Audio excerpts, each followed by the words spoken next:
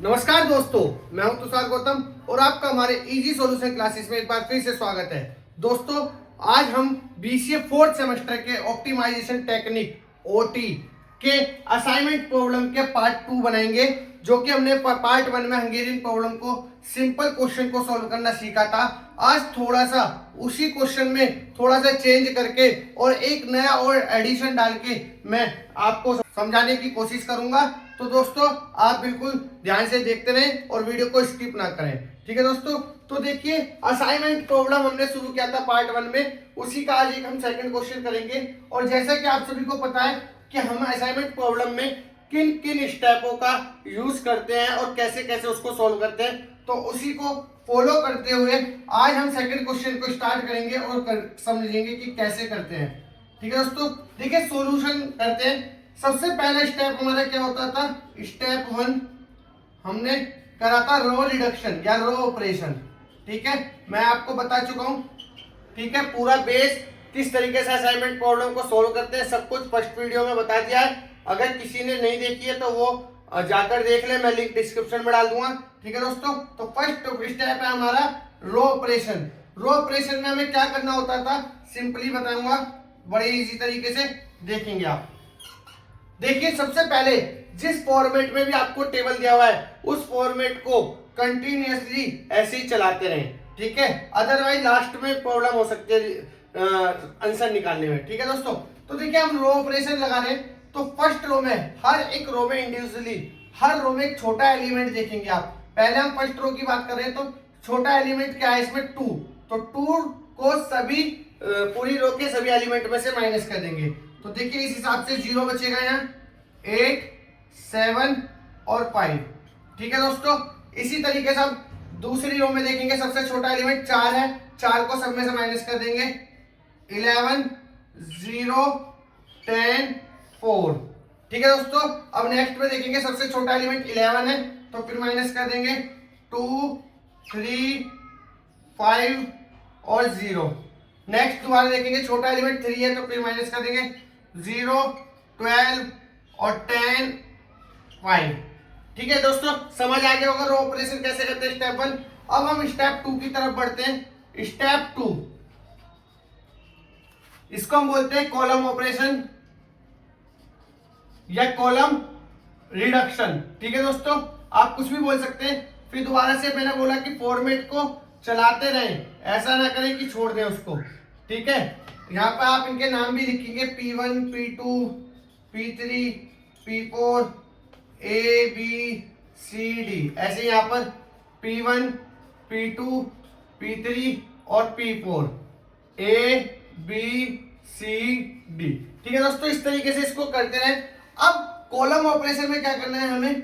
जो भी कॉलम में सबसे छोटा एलिमेंट है उसको पूरी कॉलम में से माइनस कर देंगे। तो देखिए इसमें 0 है, तो आप 0 को किसी सब में से माइनस करेंगे तो सेम ही आ जाएगा, तो इसका भी हम एडिटिव डालेंगे 0, 11, 2, 0। नेक्स्ट में भी 0 है तो सेम आ जाएगा, 8, 0, 3, 12।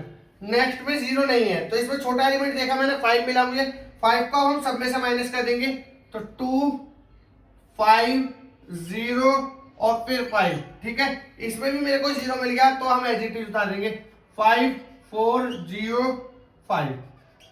ठीक है दोस्तों, तो देखिए ये 2 स्टेप हमारे हो गए हैं। ठीक है, अब नेक्स्ट स्टेप जो इंपॉर्टेंट है और समझना है बिल्कुल जरूरी इसको, तो देखिए स्टेप 3 क्या है? असाइन 0। असाइन 0, असाइन 0 का क्या मतलब है कि आप पहले कॉलम ऑपरेशन करने के बाद जो आपकी मैट्रिक्स बनी है उसको आप एज इट इज यहां पे उतार लेंगे। मैं उतार लेता हूं उसको। ठीक है, A, B, C, D,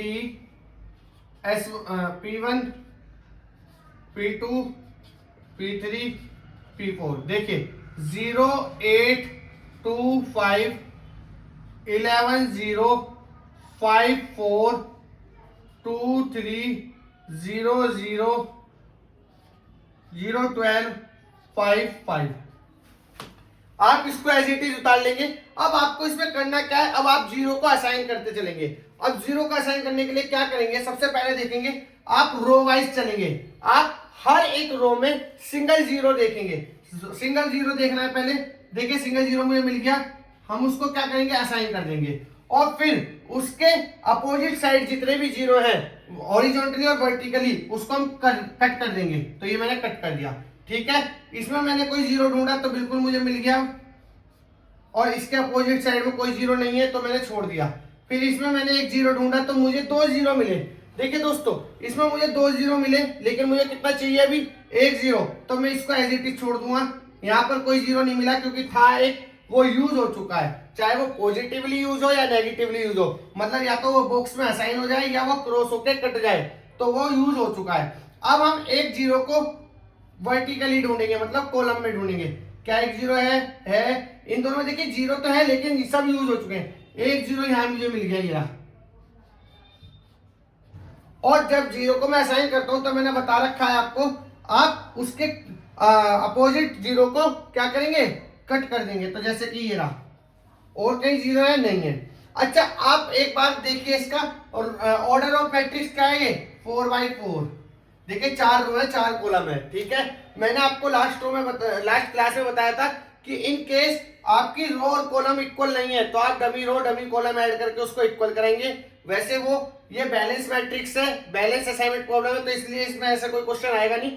unbalance matrix में, अनबैलेंस असाइनमेंट प्रॉब्लम में वो क्वेश्चन आएंगे जब मैं आपको बैलेंस करना सिखाऊंगा उसको। उसके बाद में एक बार मैक्सिमाइजेशन कॉस्ट का भी बताऊंगा। यहाँ पर हम मिनिमाइजेशन कॉस्ट निकालते हैं कि बेस्ट से बेस्ट कॉस्ट में ज्यादा से ज्यादा काम हो सके, कम से कम समय और कम से कम लागत में, ठीक है। तो ये तो मिनिमाइजेशन पढ़ते हैं। जब आपसे एग्जामिनर क्वेश्चन में बोलेगा कि भैया मैक्सिमाइजेशन कॉस्ट दो मुझे, तो हम उसको पर्टिकुलर मैक्सिमाइजेशन कॉस्ट देंगे, अदरवाइज हम यही करते हैं, ठीक है दोस्तों। तो बैलेंस मैट्रिक्स है 4 रो 4 कॉलम का, तो कितने जीरो असाइन होने चाहिए लास्ट वीडियो में मैं बता चुका हूं। जैसे लास्ट वीडियो में हमने क्वेश्चन कहा था 3x3 का, तो 3 जीरो हमने असाइन करे थे और हमारा आंसर आ गया था। लेकिन अब 3 जीरो से नहीं आने वाला, क्योंकि यहाँ पर 4 मैट्रिक्स है, 4x4 की मैट्रिक्स है, तो अभी भी एक जीरो रह गया।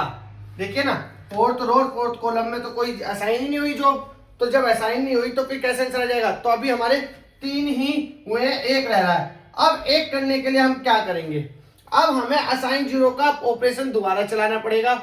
उसके लिए हमें क्या करना है समझेंगे आप। अब देखिए बॉक्स कितने बन रहे हैं, 3। कितने बॉक्स बन रहे हैं, 3, 1 2 3। अब इन 3 बॉक्स की मदद से, मतलब काउंटिंग में आप याद रखिए 3, इन 3 की मदद से आपको एक लाइन खींचनी है, 3 लाइन खींचनी है, और तीनों लाइन से सभी जीरो को कवर करना है।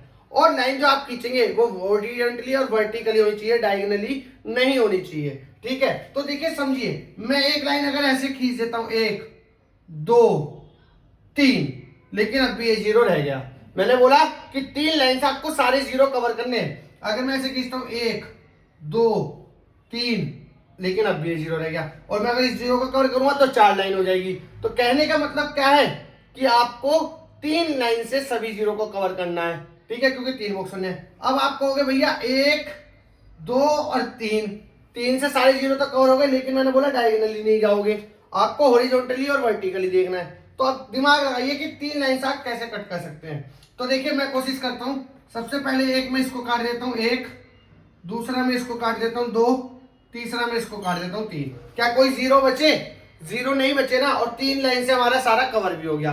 बात समझ आ गई, हो गई, ठीक है दोस्तों। तो देखिए ये हो गया।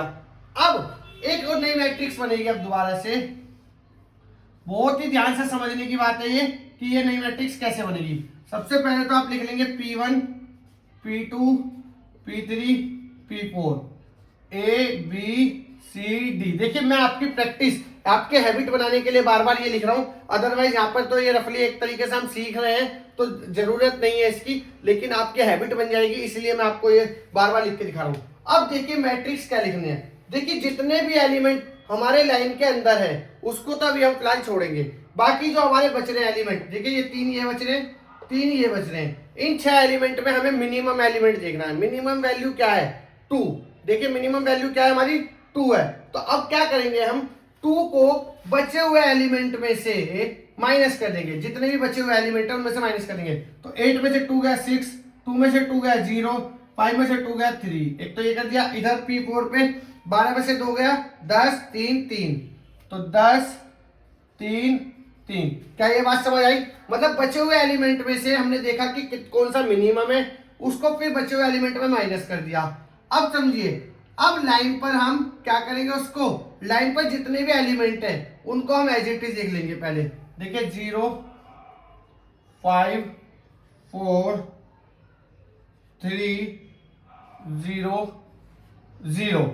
अब आप 0 और 0, अब आप कहेंगे कि भाई जी आपने ये दो एलिमेंट को छोड़ दिए। देखिए दोस्तों, यहाँ पर कहीं ना कहीं जोड़ का प्लस बन रहा है, एक प्लस बन रहा है यहाँ पर। जहां पर भी एक कट बन रहा है, प्लस बन रहा है ऐसा, तो वो प्लस से क्या होगा, आपका प्लस बन रहा है, तो वहां पर वो छोटा एलिमेंट जो आपने 2 निकाला था वो वहां पर प्लस हो जाएगा। तो 1 में प्लस कर दिया 2 तो 3, और 2 में कर दिया तो 4। ये समझ आ गई होगी बात। कहने का मतलब क्या है कि सबसे पहले बचे हुए एलिमेंट में से छोटा एलिमेंट देखना है, छोटे एलिमेंट में क्या करना है, फिर उनको बचे हुए में से माइनस करना है, और जो भी जहां भी प्लस का सिंबल बनना है लाइन से वहां पर उसको प्लस करना है, और जो लाइन जिसपे सिंगल लाइन जा रही है उसको एज इट इज उतार देना है। तो मेरी एक नई मैट्रिक्स तैयार हो जाएगी। ठीक है दोस्तों, अब दोबारा से उसी तरीके से 0 को असाइन करेंगे और करके देखेंगे। सबसे पहले दोस्तों मैंने बोला पहले रो वाइज 1 0 देखेंगे। तो देखिए 1 0 नहीं मिली, 1 0 मिल गई मुझे। इसके अपोजिट में कोई 0 नहीं है, 1 0 नहीं है, 1 0 यहां मिल गई मुझे। इसके अपोजिट में ये कट गया, समझ आ गई। अब कॉलम में देखेंगे, कॉलम में 1 0 1 0, यहाँ पे 2 0 है तो इसको हम कर नहीं सकते, 1 0। इसके अपोजिट में भी कोई 0 नहीं है, तो इसलिए नहीं है ये ना, नहीं ये कट गया। ठीक है, तो ये कट गया। अब कोई 0 नहीं है। अब क्या करते हैं, जब 1 0 से हमने पहले 1 0 को रो में देखा, सिंगल रो में, ठीक है, जो मिला उसको असाइन कर दिया, उसके अपोजिट जो मिला उसको कट कर दिया। ऐसे फिर कॉलम में देखा, जो मिला उसको असाइन कर दिया, जो नहीं मिला जो उसके अपोजिट मिला उसको हमने कट कर दिया। अगर फिर भी ये ऑपरेशन चलाने के बाद हमारे पास 0 बच जाते हैं, तो अब हम क्या करेंगे, ऑपरेशन को दोबारा चलाएंगे और इस बार हम 2 0 देखेंगे। और 2 0 देखते ही क्या होगा, देखिए 2 0 देखेंगे, या 2 0 मुझे मिल गए। एक यूज हो चुका था, काउंट तो होगा लेकिन है यूज, तो मैं यहीं पे इसको बॉक्स में बना दूंगा। नहीं आई बात समझ? मतलब वो काउंटिंग में तो है लेकिन यूज हो चुका है, तो मेरे को रो में 2 0 देखने थे, 2 0 मिल गए। ये यूज है, ये यूज नहीं है, तो इसको बॉक्स में ले लिया मैंने। इन केस अगर ये यूज नहीं होता तो इसको बॉक्स में लेता, ये कट जाता। ठीक है, तो समझ गए। अब 4 0 बनानी थी, 4 असाइन बन गए। ठीक है दोस्तों, 4 असाइन बन गए। तो हम टोटल कॉस्ट क्या निकालेंगे, टोटल कॉस्ट मैंने बताया था। ठीक है, कैसे निकालते हैं, पहला कहां पे असाइन हुआ है, P1 के C पे, P2 के B पर, P3 के D पर, और P4 के A पर। ठीक है, अब ये वैल्यूज कौन सी रखनी है, क्या ये वाली रखनी है, ये तो बेटा सारी 0 है। तो अब मैं बार बार जो आपसे बोल रहा था कि ये लिखते चलो बाद में काम आएगा, वो यहाँ पर काम आएगा। कैसे कि अब जो आपको ये वैल्यू ढूंढनी है वो कहां से देखनी है, ओरिजिनल मैट्रिक्स में से। ओरिजिनल मैट्रिक्स जो आपको क्वेश्चन में दी गई थी। तो देखिए P1 का C क्या है, 9। ठीक है दोस्तों, P2 का B क्या है, 4, P3 का D क्या है, 11, P4 का A क्या है, 3। इसको अब हम प्लस कर देंगे, ये हमारा आंसर हो जाएगा। अब देखिए 9 और 4 13, 13 और 11 24 और 3 27, ये मेरा आंसर होगा। क्या ये बात समझ आई बेटा? देखिए थोड़ा सा प्रॉब्लम कॉम्प्लिकेटेड थी उससे, क्योंकि वहां लास्ट क्वेश्चन में क्या हुआ था, ये प्रॉब्लम हमारी यहीं पे डायरेक्ट सोल्व हो गई थी। इस बार क्या हुआ, ये प्रॉब्लम हमारी यहाँ पर सोल्व नहीं हुई है, क्योंकि इस बार क्या हुआ, इस पे हमें असाइन 0 4 नहीं मिल पाए, हमारे को जितने चाहिए थे उतने नहीं मिल पाए हैं। इस वजह से हमने क्या करा, मैट्रिक्स को दोबारा से क्रिएट करा। किस तरीके से करा वो आप देख लीजिए, समझ लीजिए। इन केस फिर भी समझ नहीं आता है तो मैं आपको दोबारा से एक क्वेश्चन की मदद से बता दूंगा। अदरवाइज नेक्स्ट वीडियो में हम मैक्सिमाइजेशन या अनबैलेंस मैट्रिक्स का क्वेश्चन देखेंगे दोस्तों। ठीक है, तो आप वीडियो में बने रहें और वीडियो को पूरी देखा करें। ठीक है, और मैं 1000 बार बोल चुका हूं, 4th सेमेस्टर वालों आप भी सुन लो, एक कॉपी पेन ले लो, इजी सॉल्यूशन क्लासेस उस पर नाम लिखो और मेरे पढ़ाया हुआ सारा उसमें नोट करिए। एग्जाम के टाइम पे आपको 100% काम आने वाला है। क्योंकि दोस्तों अगर आप इसको अभी से ही नोट्स करते नहीं चलेंगे, आप अभी से मेरे लिए 5 मिनट नहीं देंगे, तो आप पेपर में फिर वही रफू चक्कर हो जाएंगे और फिर डगमगाने लगेंगे और लास्ट में फिर आप कहते हैं सर जी मुझे पेपर बता दो, क्वेश्चन बता दो। ठीक है, तो देखिए हर बार वो पॉलिसी नहीं चल पाती है, इसीलिए थोड़ा थोड़ा समय निकाल लीजिए, 5-5 मिनट की वीडियो देखिए और आप एक एक टॉपिक 15-15 नंबर के टॉपिक को क्लियर कर सकते हैं 5 मिनट में से, क्योंकि ये टॉपिक आप लास्ट 5 ईयर के पेपर में देख सकते हैं कि कम से कम 7.5 नंबर में तो आया ही हुआ है और आता ही आता है। ठीक है दोस्तों, तो देखिए बहुत इजी तरीके से मैंने बताया आपको। ठीक है, आज की वीडियो में सिर्फ इतना ही, मिलते हैं नेक्स्ट वीडियो में, जब तक के लिए जय हिंद एंड जय भारत।